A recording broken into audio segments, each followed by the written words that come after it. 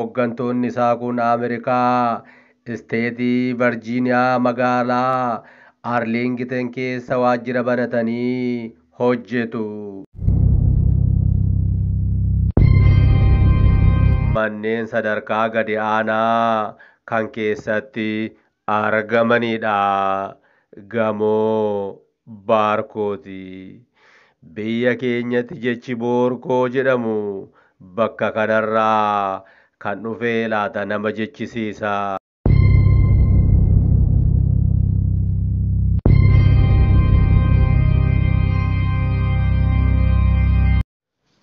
Obomboleettii 22 Asoosama dheeraa barreessaan Natnaaboon Nagaasaa Waaqjiraa Abukaatoo fi Gorsaa Seeraa Seenessaan Abbaa Seenaa Arsadee Obomboleettii 22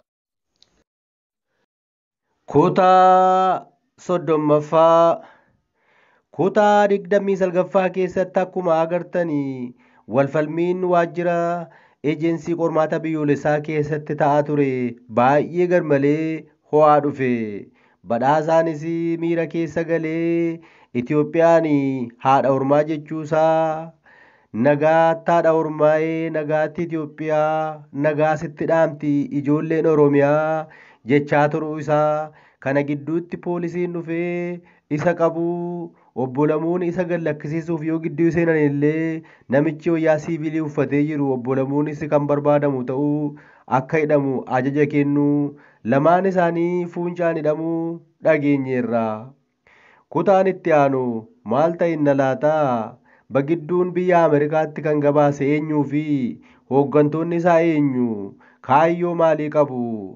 Kutaa 30ffaa waliin haa hordofnu.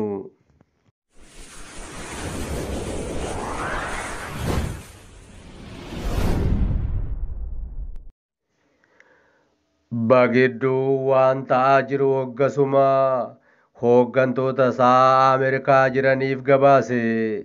Hooggantoonni isaa kun Ameerikaa isteetii Virjiiniyaa magaalaa Arlington keessa waajjira banatanii hojjetu. Bakka waajjira isaanii kana dhaquuf moolii Arlington bira darbama. Mooliin kun gamoo abbaa darbii afuriiti. Barumsa afaanii, shaakala jimnaaziyeemii fi leenjiin kompiitaraa keessatti kennama. Habashoonni baay'een naannoo kanatti argamu. Lammiiwwan Eertiraatiis ni baay'atu. Namni jiraataa isteetii kanaa ta'ee kaffaltiin barumsaaf raawwatu galii isaa bu'uura kan godhatedha. Galii argamu beekuun nama rakkisu. Torbanitti waan hojjettee kaffaltii si raawwatamee cheekii isaa dhiyeessi jedhamuu dandeessa. Yookaan ammoo taaksii waggaa kan ittiin hojjechiifattee gaafatamuu dandeessa. Koodiin sooshaal seekiyuritii wabummaa hawaasummaatiis galii kee ni agarsiisa.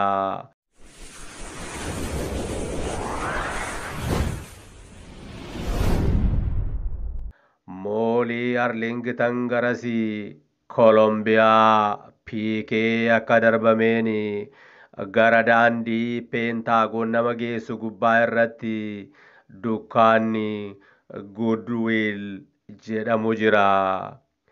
Gamoon baarkoot jedhamu cinaa dukkaana kanaatti kan argamu ta'ee manneen sadarkaa gadi aanaa kan keessatti argamanidha. Gamoo baarkooti. Biyya keenyatti jechi boorkoo jedhamu bakka kanarraa kan dhufe laata nama jechisiisa.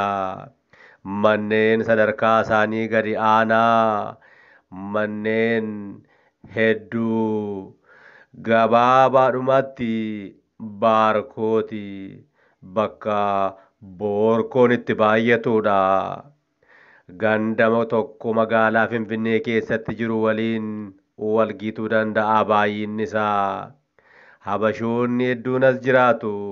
Kiraan manaa baay'ee rakasa waan ta'eef nageenyi isaa garuu nama sodaachisa.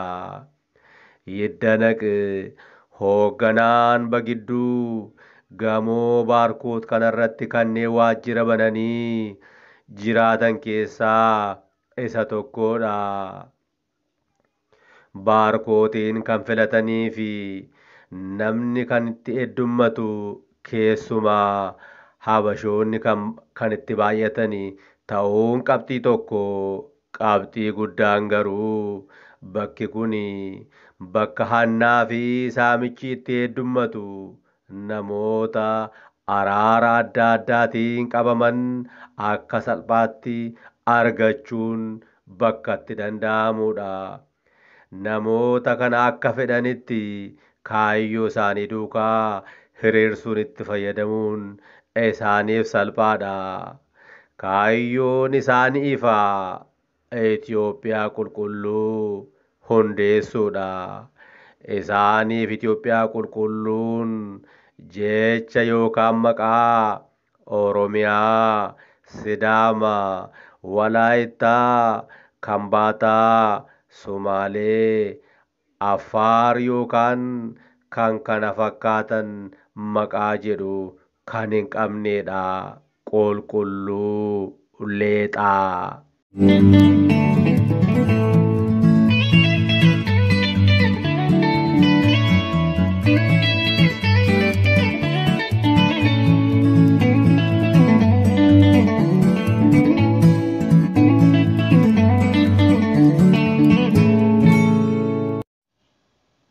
Kaan sablammoota armaa olitti ibsameen waamamuun yookaan jiraachuun guddina duraan ture kan hambiseedha jedhanii amanu. Dur guddaa turre ammas ni guddanna. Dhaadachi jedhu taappeellaa waajjiraa Yiddanaqfaa keessatti maxxanfamee fagootti mul'atudha. Kan nama dhibu raadiyoon FM Shaggarii guddaa turre ammas ni guddanna kan jedhu maaliif laataa? Yiddanaqfaa olola biyyaa hambaa ta'anii oofan hojiirra oolchuuf akka isaaniif tolutti dhaabbattoota adda addaa sababa misoomaatiin biyya keessatti dhaabanii jiru.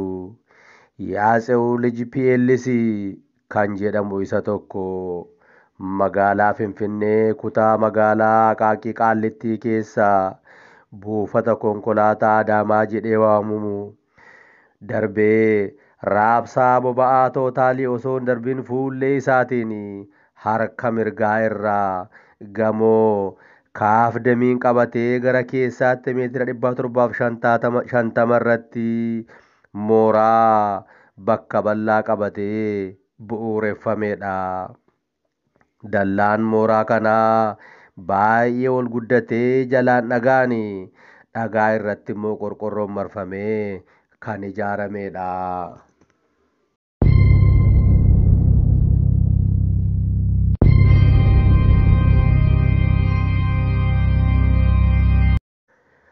Obbo Lamuu fi Badhaasaa Huseen harki isaanii fuuncaan yookaan kaateenaan akka walitti hidhametti gamoo tokkoffaa irraan as ba'anii siiquun fooricuun harka si'a 2-3 rukutanii al sadaffaa irratti ol kaasuun uummata tiriitii agarsiisuuf ba'e fakkeesseera. Shaakala guddaan illee akkasitti wal faana namaa dhufuun qoosaatti kan ta'u miti. Keessumaa dargaggoonni gama tokkoon karaa mirgaa irra jiran kan agarsiisanii fi gochaa jiran ajaa'iba.